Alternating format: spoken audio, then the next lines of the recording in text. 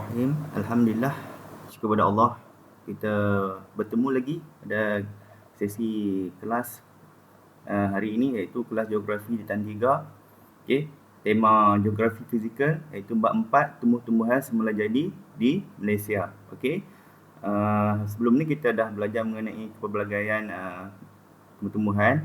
Okey, so untuk bab 4 ini kita akan belajar, akan fokus pada tumbuh-tumbuhan semula jadi di Malaysia. Okey, kita bertemu kali ini untuk sesi kelas geografi online seterusnya. Okey. Okey, untuk kali ini kita ada apakah standard pembelajaran kelas geografi yang kita akan dapati, iaitu yang pertama mengenal pasti. Okey, pelajar dapat mengenal pasti 5 jenis tumbuh-tumbuhan semula jadi di Malaysia. Okey, 5 jenis tumbuh-tumbuhan semula jadi di Malaysia. Yang kedua adalah pelajar akan dapat mengenal pasti taburan 5 jenis tumbuh-tumbuhan semula jadi di Malaysia dalam peta, di atas peta negara Malaysia. Dan mengenal pasti juga apakah jenis tumbuhan yang terdapat di setiap 5 jenis tumbuh-tumbuhan tersebut. Okey. So untuk kali ini 5 jenis tumbuhan di Malaysia, kita ada 5 jenis. Okey, 5 jenis tumbuh-tumbuhan ataupun 5 jenis hutan di Malaysia lah.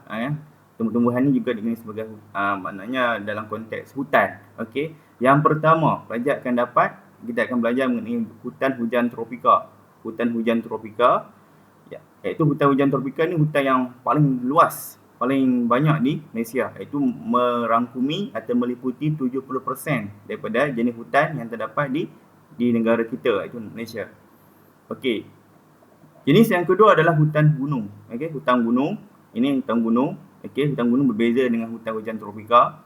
Okey, dari segi keunikan, dari segi orang kata jenis-jenis tumbuhan, dan dia lebih renek daripada hutan hujan tropika. Okey. Hutan yang ketiga adalah hutan pantai. Okey, hutan pantai terdapat di kawasan pantai. Dan hutan yang 4 dan 5 ni iaitu hutan paya. Okey, hutan paya. Hutan yang keempat adalah hutan paya air masin ataupun dikenali sebagai hutan paya bakau. Dan yang kelima adalah hutan air tawar. Hutan air tawar. Okey. Hutan air tawar ni hutan yang di kawasan air tawar lah, tasik yang bertakung. Okey, seterusnya kita pergi yang pertama, hutan hujan tropika. Apakah hutan hujan tropika? Okey, hutan hujan tropika ni kenapa dia dikenali sebagai hutan hujan? Hutan hujan maksudnya hutan yang negara kita terletak di kawasan beriklim khatulistiwa. So, iklim khatulistiwa ni hutannya mempunyai hujan yang ataupun kawasan yang perlulah kawasan yang mempunyai hujan yang lebat. Rata-ratanya melebihi 2,600 mm setahun. Okey. So kalau tengok di sini hutan hujan tropika malah hijau. Dan 70% daripada kawasan negara kita adalah diliputi oleh hutan hujan tropika. Okey, kalau tengok di bawah ni adalah peta Malaysia, semenanjung Malaysia, peta Sabah dan Sarawak, iaitu yang berwarna hijau ni adalah kawasan hutan hujan tropika. Biasanya hutan hujan tropika ni kawasannya di bawah daripada 1,200 meter, okey, ke bawah. Maksudnya dia biasanya terletak di kawasan kaki gunung, kaki bukit, okey, kawasan tanah pamah. Kalau tengok sini kebanyakannya hutan di kawasan banjaran di tengah-tengah semenanjung Malaysia dan di pendalaman Sabah dan Sarawak. Okey, kenapa yang warna kuning? Kemungkinan kawasan-kawasan ini sudah dimajukan. Okey, di hutan hujan tropika ditukar menjadi kawasan sawah padi, tepu bina dan sebagainya. Okey. Ini jenis-jenis tumbuhan. Okey, jenis-jenis tumbuhan hutan hujan tropika. Kalau tengok sini, hutan hujan tropika lah hutan yang juga dikenali sebagai hutan diterokak, hutan berkayu keras. Okey, berkayu keras. Contohnya meranti, cengang, merbau, kapur, jelutung. Okey, hutannya pokoknya berkayu keras dan batang lurus dan tinggi. Okey, daun berbentuk tirus di hujung, berbentuk tirus di hujung. Pokok tanduk rusa adalah tumbuhan epifik yang menumpang di hutan hujan tropika. Pokok tanduk rusa ni hutan sejenis epifik. Dan hutan hujan tropika juga berakar banir untuk menyokong batang pokok yang besar. Pokok di hutan hujan tropika ni berakar banir. Akar banir ni maksudnya dia macam ni lah, dia tebal di bawah ni. Boleh berselindung di sebalik tu. Okey, bersembunyi. Saprophyte ni jenis cendawan atau kulat. Itu sejenis saprophyte juga hidup di kawasan hutan hujan tropika. Biasanya terletak di lantai hutan. Okey. So, hutan hujan tropika juga kalau tengok malah hijau dan dianya mempunyai kepelbagaian biodiversity yang paling tinggi antara jenis-jenis hutan di seluruh dunia. Okey, hutan hujan tropika ni. Dan dia ada profil ataupun ada beberapa layer atau biasanya 4 layer. Layer paling tinggi sekali hutan hujan tropika ni sebab dia tinggi, boleh mencapai 50 meter lebih. Lapisan yang pertama yang paling tinggi adalah lapisan renjung, iaitu melebihi 40 meter. Dan ada habitat-habitat seperti burung, enggang dan serangga dan semuanya di atas. Dan di antara 20 hingga 40 meter, lapisan kedua adalah lapisan kanopi. Lapisan kanopi ni lapis juga ni sebagai lapisan silara yang mempunyai habitat yang seperti tupai, terbang, ular, kera, okey, duduk di kawasan ni. Dan lapisan yang ketiga, lapisan tengah antara 10 hingga 20 meter tinggi, iaitu pokok renek, habitat dan hidupan seperti tupai, musang dan tinggiling duduk di kawasan ini. Dan lapisan yang paling bawah adalah lapisan yang keempat, iaitu lapisan bawah. Juga disebut lapisan lantai hutan, 10 meter ke bawah. Habitatnya seperti habitat yang binatang yang besar lah, yang tak boleh memanjat, seperti badak, sumbu, harimau, beruang, rusa. So, hutan hujan tropika ni yang mempunyai lapisan yang nyata, iaitu lapisan renjung paling tinggi, lapisan kanopi, silara, lapisan tengah dan lapisan bawah. Termasuk lapisan bawah ni termasuk lapisan lantai hutan. Okey. So itu adalah beberapa ciri-ciri hutan hujan tropika yang utama di Malaysia. Okey. Kita pergi lapisan jenis tumbuhan yang kedua, iaitu jenis tumbuhan hutan paya, iaitu hutan paya air masin. Okey, kalau tengok di sini adalah hutan berlatar belakangkan hutan pokok bakau lah, bakau jangkang. Okey, hutan paya air masin ni dia terletak di kawasan yang berlumpur, tanah yang berlumpur. Lokasinya terlindung daripada pantai yang terlindung daripada ombak yang kuat lah. Okey. Dan akar dia yang unik, akar jangkang, akar ceracak. Akar jangkang itu menyokong pokok di dalam air dan juga akar tu dia bernafas. Dia ada masa air pasang dan air surut. Okey, peta yang ini adalah peta menunjukkan taburan hutan paya air masin di Malaysia. Itu kita dapati di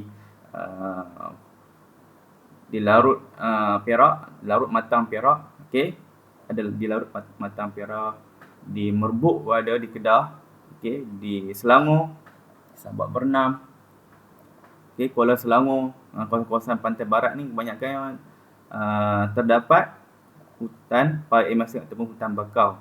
Kita ada di timur Sabah, okey, ada beberapa kawasan paya di Sarawak. Okey, hutan yang mendominasikan hutan paya air masin adalah hutan bakau lah, hutan bakau minyak. So kita tahu sebelum ni banyak kepentingan hutan bakau pada negara kita.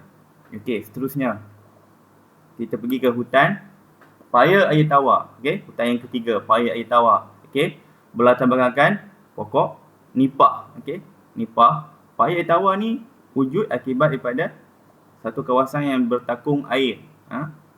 Dengan kata lain, kawasan ni kawasan air selera yang buruk. Okey, contoh kawasan. Okey, contoh kawasan di Tasik Chini dan Tasik Berak, paya tawar. Paya tawar. Tadi kita belajar mengenai paya air masin, hutan pokok bakau. Yang ini adalah hutan paya air tawar. Contoh pokok adalah pokok nibong, pokok bakul pakis, pokok nipah, okey, pokok renek, pokok mengkuang. Okey. So ini adalah dalam peta ni menunjukkan taburan lokasi hutan paya air tawar. Itu kita dapati di Tasik Bera, Tasik Chini, beberapa di kawasan sempadan antara Perak dan Selangor, okey, di hulu ataupun di kawasan beberapa kawasan di pantai ataupun di kawasan pinggir laut Sarawak ni, okey. Biasanya di kawasan-kawasan seperti di dekat hampiran Muara Sungai Rajang dan sebagainya. Okey, itu jenis hutan parit air tawar. Okey, seterusnya hutan. So, ini contoh pokok yang terdapat di kawasan hutan parit air tawar. Pokok nipah. Pokok nipah mendominasi parit air tawar. Pokok mengkuang. Pokok mengkuang juga biasanya dibuat apa? Pokok mengkuang ni buat apa? Buat tikar lah kan. Pokok keladi bunting, pokok teratai. Okay, banyak mendiami di kawasan parit air tawar. Okey, hutan yang seterusnya, yang keempat adalah hutan pantai. Okey, hutan pantai ni hutan yang hidup di kawasan pinggir pantai. Biasanya kalau lokasi dekat Malaysia ni adalah di kawasan pantai timur lah. Antara pantai di Kelantan dan di sepanjang pantai Terengganu, di Pahang dan juga di Johor. Di Johor ada di Saru, di Mersing, okey, di Mersing, Johor. Kawasan pantai, hutan pantai. Okey, kalau tengok di sini hutan pantai, contohnya pokok berbaru, pokok kelapa, pokok mengkuang, pokok ru, jermelang laut, pokok tapak kuda. Tapak kuda ni jenis menjala di tepi pantai yang berpasir. Okey, contoh dalam profil hutan pantai ni, pokok kelapa, okey, rumput kasar, mengkuang, pokok renek, pokok ru, tapak kuda yang jenis menjala. Okey. So, ini adalah contoh-contoh hutan pantai. Dan jenis hutan yang last sekali adalah hutan gunung. Hutan gunung ni kawasan yang ketinggiannya mestilah antara 1200 meter ke atas lah. Okey. Kalau ini berlatar belakangkan hutan gunung, jenisnya tak sama macam hutan-hutan yang lain sebab dia sangat bersaliran baik, dan tanahnya kadang-kadang semakin tinggi semakin kecil dia punya saiz pokok dan ciri tumbuhan tersebut. Dan atas sekali mungkin didapati lumut, kulampir dan sebagainya. Okey, hutan gunung juga ni adalah saiz tumbuhan di kawasan hutan gunung ni bergantung pada ketinggian. Dia ada hutan gunung mountain bawah, mountain atas, okey. Dia ada jenis alpine, okey, dah atas sekali sampailah lumut, kerana dipengaruhi faktor ketinggian. Faktor ketinggian makin tinggi, suhu makin rendah. Bila semakin rendah, kurang menggalakkan tumbuh-tumbuhan. Okey. Jenis tumbuhan hutan gunung seperti livewood, periuk kera, orkid, paku pakis, bunga rafflesia. Pokok rafflesia tidak asing lagi ni bagi negara kita, bunga yang terbesar di dunia, terdapat di hutan gunung. Okey, ini adalah taburan hutan gunung yang warna purple tu. Di tengah-tengah sekali banjaran titiwangsa. Okey, banjaran kroka, punya banjaran di Sarawak, di pendalaman Sarawak, di atas gunung. Okey, so sekian untuk kelas online kali ini, iaitu bab 4 tumbuh-tumbuhan di Malaysia. Dan kita akan berjumpa lagi pada sesi kelas yang akan datang, akan fokus kepada faktor-faktor yang mempengaruhi jenis tumbuhan di Malaysia dan taburannya di negara kita. Okey, sekian, terima kasih. Assalamualaikum warahmatullahi wabarakatuh.